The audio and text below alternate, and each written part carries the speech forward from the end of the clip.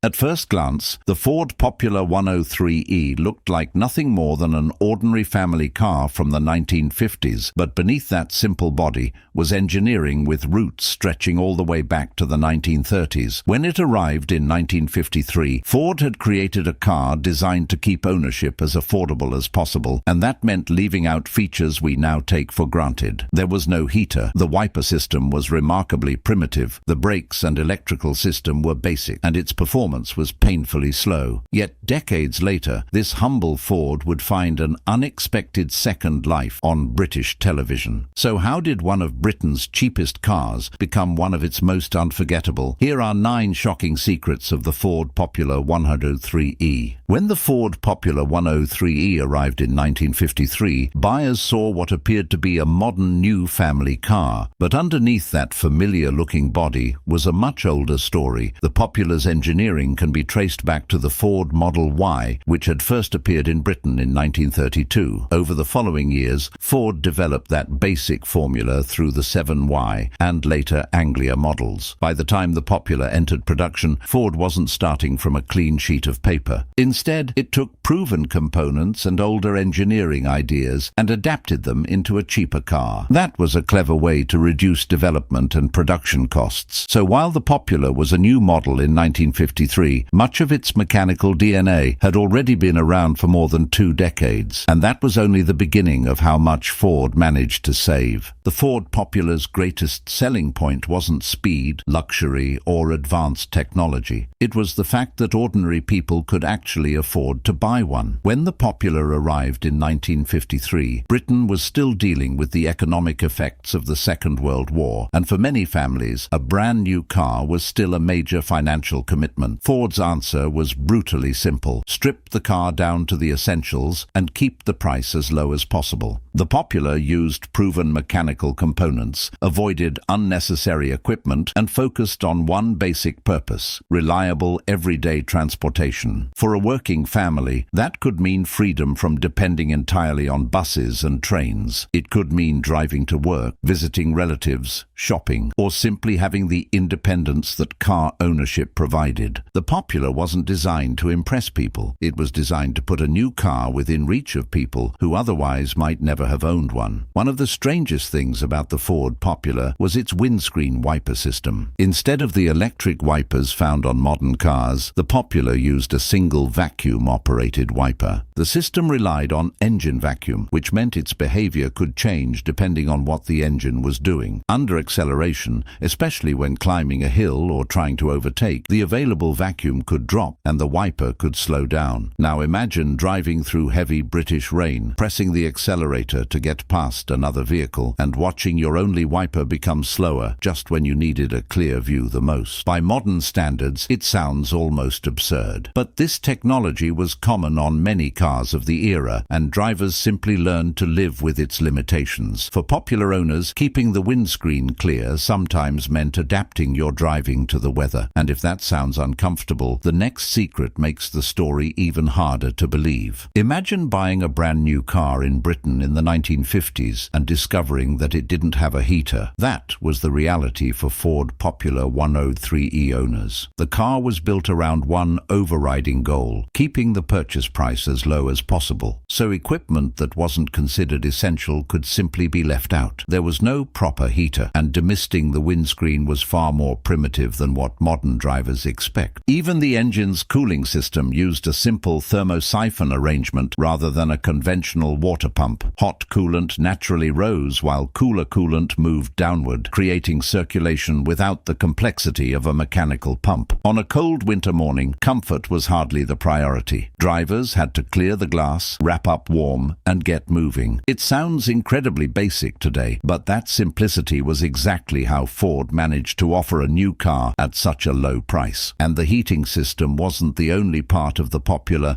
that felt decades behind its time. Under the bonnet, the Ford Popular 103e revealed just how far Ford was willing to go to keep things simple. The car used a 6-volt electrical system at a time when the automotive industry was increasingly moving toward 12-volt setups. Its brakes were mechanically operated through rods and linkages rather than using the hydraulic systems that were becoming more common. The 3-speed gearbox was also basic, with synchromesh available only on the higher gears, meaning first gear required more careful shifting. None of this represented cutting-edge engineering, even for the early 1950s. But there was an important advantage to all that simplicity. Local mechanics were already familiar with this type of Ford technology, and many repairs could be performed with basic tools and practical knowledge. The Popular may have looked old-fashioned, but its outdated engineering was also one of the reasons it could remain easy and inexpensive to keep on the road. And then there was another feature that made everyday driving feel like a completely different era. Another feature that would feel almost unbelievable to a modern driver was the Popular's signaling system. Conventional flashing turn indicators were not part of the car's basic equipment, so drivers could find themselves relying on something far simpler, their own arm. To signal a turn or change of direction, the driver could extend an arm through the window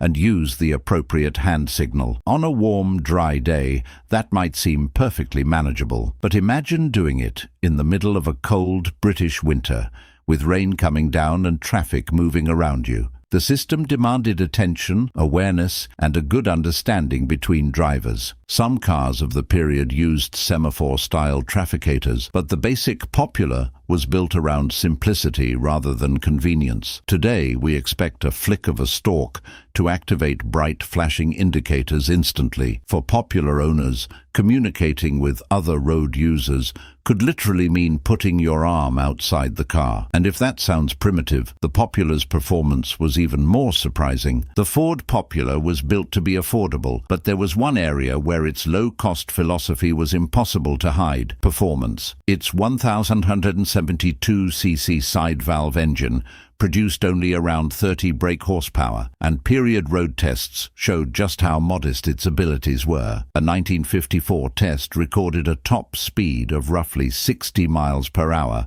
while reaching 50 miles per hour from a standstill took around 24 seconds. By modern standards, that sounds unbelievably slow. Even on the roads of the 1950s, drivers had to plan overtakes carefully and approach hills with patience. But speed was never the Popular's mission. Ford wasn't trying to build a sports car or a performance machine. It was building cheap, dependable transportation for ordinary families. And for buyers who simply needed a car to get from A to B, that modest performance was an acceptable trade-off. But strangely enough, the Popular's basic nature would later make it attractive for a completely different reason. Decades after the Ford Popular left the showroom, enthusiasts began seeing something very different in this humble little car. Its old-fashioned construction and simple mechanical layout made it an interesting foundation for customization. And instead of preserving every Popular exactly as Ford had built it, some owners transformed them into hot rods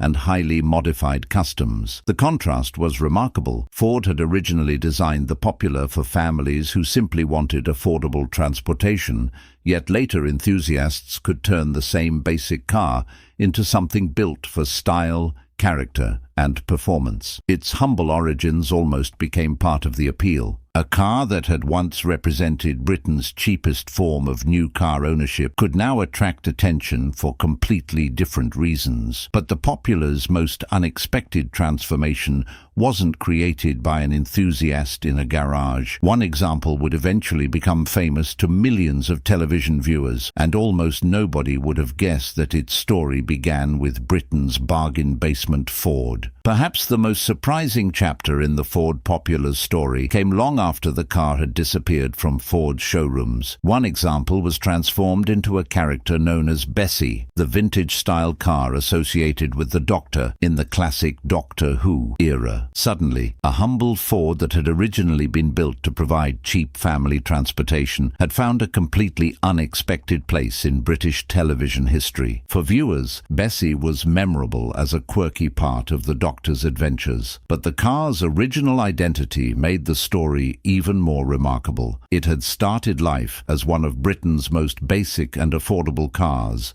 built around engineering that was already old when it entered production. Decades later, that same humble machine had become recognizable to generations of television fans. The Ford Popular was never designed to become famous, yet somehow it managed to survive its original purpose and create an afterlife that few economy cars could ever claim. The Ford Popular 103e was never meant to be glamorous, fast, or technologically advanced. It was built for one simple reason: to give ordinary people an affordable way to own a new car. Its old engineering, primitive equipment, slow performance, and stripped-down design might seem shocking today, but those compromises were exactly what made the Popular possible. And somehow, its story didn't end when production stopped. It found a second life among enthusiasts, and even became part of Doctor Who history as Bessie. From Britain's budget car to a piece of British pop culture, the Ford Popular proved that an ordinary car can sometimes leave an extraordinary legacy. Which of these 9 secrets surprised you the most? And would you actually drive a Ford Popular 103e today?